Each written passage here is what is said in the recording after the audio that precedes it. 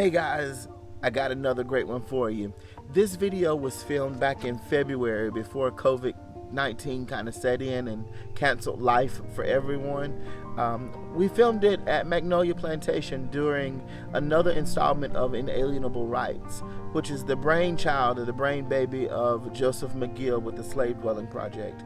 He has brought living history interpreters and historians from around the country together in one place at one time to teach about the lives of the enslaved, not just at Magnolia Plantation but around this country. Our focus is Magnolia Plantation because this is where it was filmed.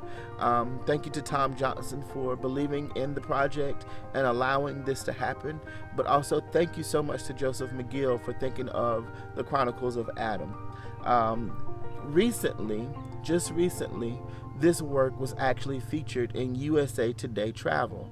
Check out the video. I'll put a link of it in the comments below. So you definitely want to check it out. And the next time that you hear of the Slave Dwelling Project or the Chronicles of Adam coming into your area, you don't want to miss it.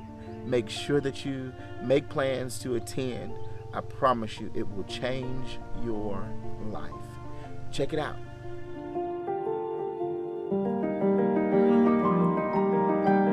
Joe McGill, creator of the Slave Dwelling Project. We find slave dwellings wherever they are in these United States, and we ask the stewards if we can spend the night in these spaces.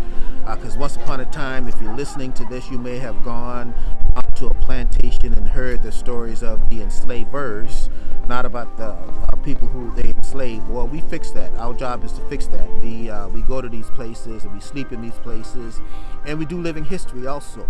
But the living historians are those folks who look like me, who share my DNA. Those are the people who would have been doing these things historically.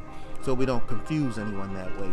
So for the last 10 years, I've gone to 25 states and the District of Columbia spending nights in spaces like this. This year, our conference, Slave Dwelling Project Conference, will be at Clemson University, October 1 through the 3rd. Go to the website, check it out, www.slavedwellingproject.org, www.slavedwellingproject.org. And then, you're going to hear right now, he's Dontavius, so I can talk to him right now and make jokes. But Dontavius will later, hopefully you're still here to see it, he's going to transform into Adam, an enslaved blacksmith out of York County. York County, right? Okay. And he's going to tell you his story. And Joe's vision really for this was to get you to see kind of this third person interpretation, where you have somebody like me, dressed like this, but talking to you like this, very relatable. But then also hearing those first person accounts from Adam and Harriet, so that you can get a glimpse of what their lives would have been like. And all of this takes place so that when you leave today, you not only hopefully are reaffirmed by what you've learned in books, hopefully about slavery, because I think the books are getting better. Still a lot of work, but hopefully they're getting better. But you learn something new, something that you didn't know before, and that you're able to utilize that information to further your own learning. But that it also leaves you asking questions. How come I didn't know that some of the enslaved population would have been scientists? Why aren't they telling us that? Because that changes a lot of things, right? No longer is it like, oh, they didn't know how to do anything. No. Scientists.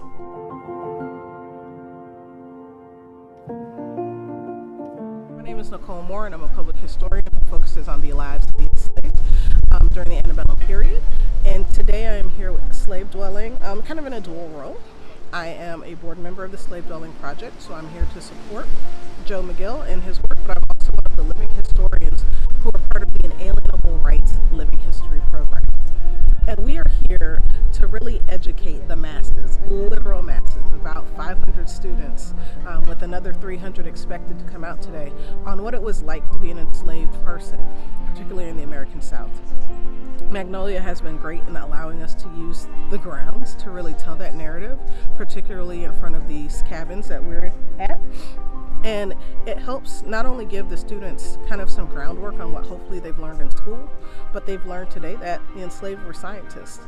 When you're in the rice fields, you're learning chemistry, and you were actually performing science by flooding fields with brackish water and fresh water in the right increments so that you don't kill the crop. They're learning about the botanists and the horticulturalists. And then they're also learning about the tradesmen and women who are here really creating what people 200 years later have come to know and love looking at. And now we're giving them that little bit of history where it's nice to look at things, but let's really consider who did the work and how it got here. And so we're hoping today that when students leave, and really with any exchange that we do, we hope that people leave understanding that it's okay to come to these sites and marvel at its beauty, but it's also important, and it's really essential to understand that without the enslaved men and women who worked these sites, they wouldn't exist. And so to really embrace that history and know that history, because that's really why you're coming. You're coming to see the work of the enslaved. It may not be told to you like that, but that's exactly what you're seeing. You're seeing the manifestation of capture and forced labor. And you're seeing a product that should be appreciated for the skill of the men and the women that created it, and not just for the family that owned them. So what you're saying is these people who were enslaved were more than just slaves. They were more than just slaves. Slaves, I like to say, is an adjective and a noun. It's an adjective, it's a descriptor. It's not who they were and their total identity. So when people are like enslaved versus slave, enslaved gives them their humanity that we hope all people would have. But slave is also something that just describes their condition. So I know there's a lot of talk back and forth about which term you should use. Enslaved is that humanity giving, but when people say slave, and if they're just like saying it and they don't really understand, you can tell them, well, yes, that describes their condition, but that doesn't describe who they are. And then it's a noun. It's a person. A noun is a person, place, or a thing, right? Well, they fit two of those. They were people. But they were also considered things in their lifetime. It would be listed on the property records next to a horse or a chair. And so it's really important for people to kind of understand that aspect of it. So, you learn a little something.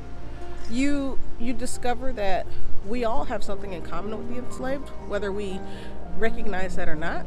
But with the work that we do, we try to bring those commonalities together so that people realize, actually, you have more in common with the enslaved population than you would do the white slave owners.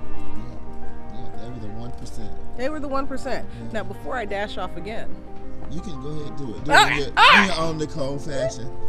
Listen, that's my mentor. One of these days, I want to grow up and have all the knowledge that she has.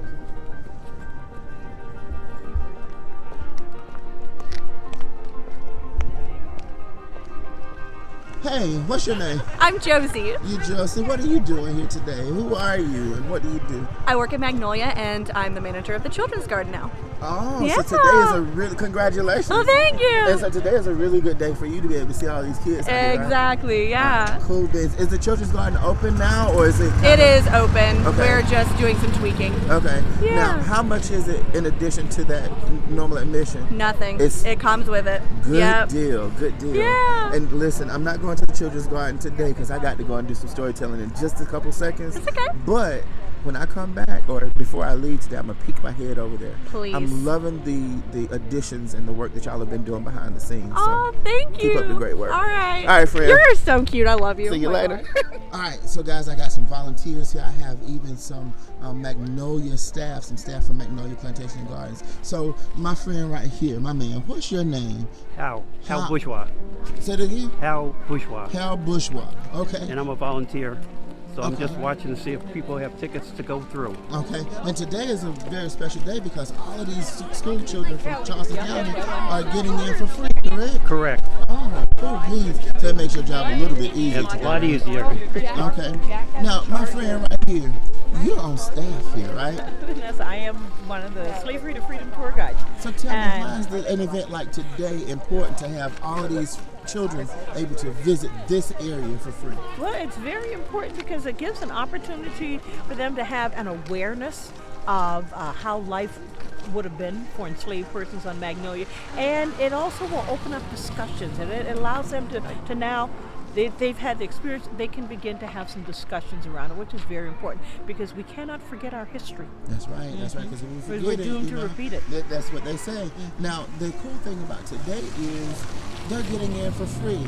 Typically, Magnolia charges their admission fee to get into the gardens, but this is a separate fee for the tour. How much is this tour in addition to your, do you remember? You know, officially I don't know. Okay. It's yeah. $8. It's $8 so guys, on if you top don't of come, admission. Yeah, and admission is it's great for Admission's $20 for the whole garden to do the garden tour. okay. And so you add the other ones, right? The other ones, like this one, would be $8 Okay. extra.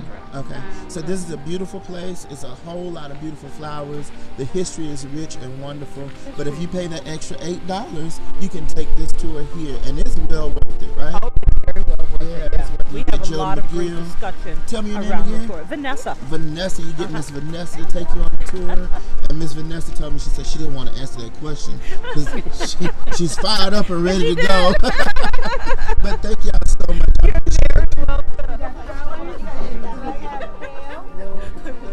We have turnips. And turnips are kind of unique in the brassica family because not only are there greens, but there's a root that we're going to cook. But we also have mustard. And if you look at how big this plant is, how small the seeds are. And these are collards and these are mustard seeds. You see how they look almost exactly the same.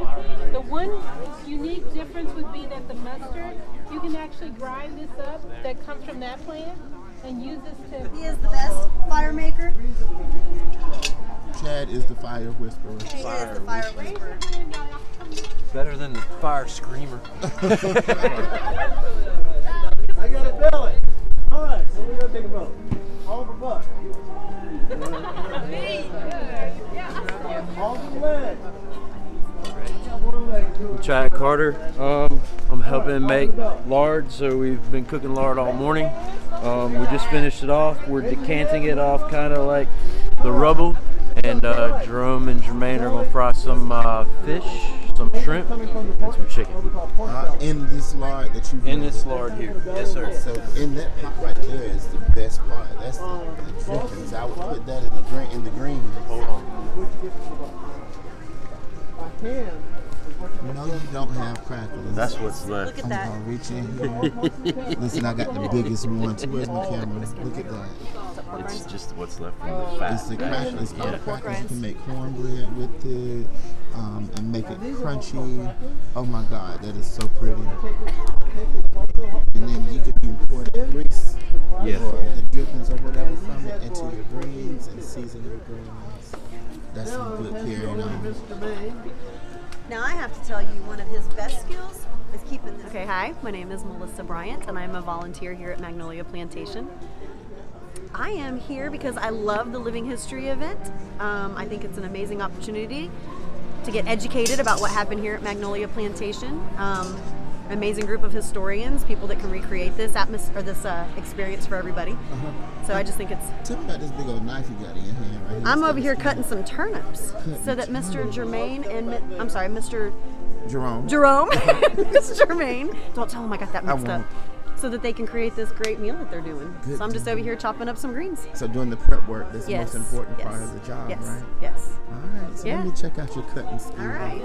So you gotta look at what's in the bowl first. Don't look at. Oh, I'm still okay. cutting. We got to look at what's in the bowl. Yeah. So we Those got. look like they'll cook really quickly Yeah. too. And then we've got our Oh, big old yeah. turnips down here. We're gonna cut those up. I love it. Yeah. I'm gonna watch you cut. Oh no. Oh no. Don't watch me cut. People are gonna laugh at me. They're gonna be like, "What is she doing?" I'll cut this up fine. And you roll your fingers in so you don't cut yourself. It's not cooked up yet. And then we're gonna turn it. We're gonna go a little bit smaller. Oh, so you kind of dicing them up. Yep, absolutely. I got the butt over here. Correct. Well, this one right here. Put your hand in. You feel the groove in it? Yeah. And then a minute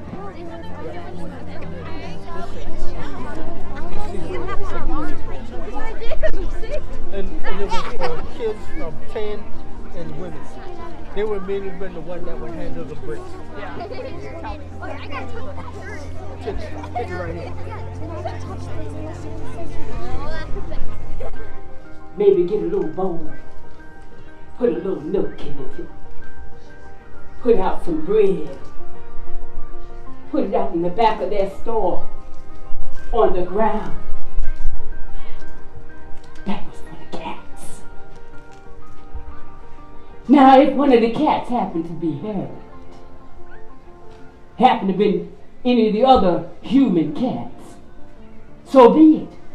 All they knew is they put food out for the cats. And when they came back, the bowl was empty. No, they didn't go against the law of the land. The law of the land was, if you see any enslaved people, don't feed it. I'm Kate White. I am the volunteer coordinator and the head of the horticulture department here at Magnolia. How does it feel to have all these kids here today? It's been great so far. They've been really well behaved and really interested in the information they're getting. Good deal. Now you got a group of guys right here. Who are Yes, these sir. guys?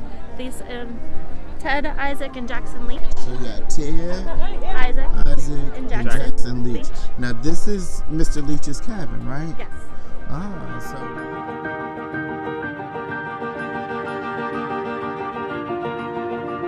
Leach, how is Mr. Leach related to you guys? Father. He's your father? Yes. Your father as My well? grandfather. Grandfather, okay. So tell me something about Mr. Leach that you want everybody to know. He was a man's man, a caring man. He was everything a dad's supposed to be. Even when you don't like him sometimes, he still was firm. He was a man. Okay. But he loved his kids. Mr. Isaac, what about you? About my father? Yeah, one thing about your dad, or the legacy that he's left behind, because this is 2 generations. My father is the type of gentleman who I would say that when men were men. My father, a great teacher, the best protector that I've ever known. He taught me to be most of who I am, give me the words to be able to make my choice, the best choice. The type of person that would say, just because of a man doesn't like your brother, that doesn't mean that man doesn't like you. It's the problem between that man and your brother. It's the same. Good things come out of bad times. It's the way you think about it. If you have the understanding to be yourself, then you can have the opportunity to be as brave as a shy person such as I am. And so my father means all the words that I'm saying, because he was my rock. So how does that feel to actually have lived or know your family lived on a plantation as freemen and you work on that same place? Came from humble beginnings. I always came out here as a kid. I always wanted to be out here. Like whenever I went into school, I'd spend all my free time out here if I wasn't, at home with friends. But I started working, I guess, about 14, and started working here 14, like part time. And every time I had a break, I come out here to try to make some money and stuff. But I always loved it out here. Still do. So that means it's like a magical place. So although it was a place of horror, it was a place of of defeat, seemingly. As you said, Mr. Isaac, it's the good that you pull out of the bad that really makes a difference. Something makes me think that you've met Adam. Knowledge, but they made this place what it is today. That's what I said. I think that Herb, I can't remember what is Herb. You know Herb. Yeah. But as he did a piece on us, I think last year or the year before. It's like we're here, we work here every day, we work with the plants, but God made it. Right. It's up to us to maintain it. Right. And that's what we try to do, and that's what our dad instilled in us. I love that. At 93, he was 93 when he passed, and I don't think my dad ever told us everything that he knew.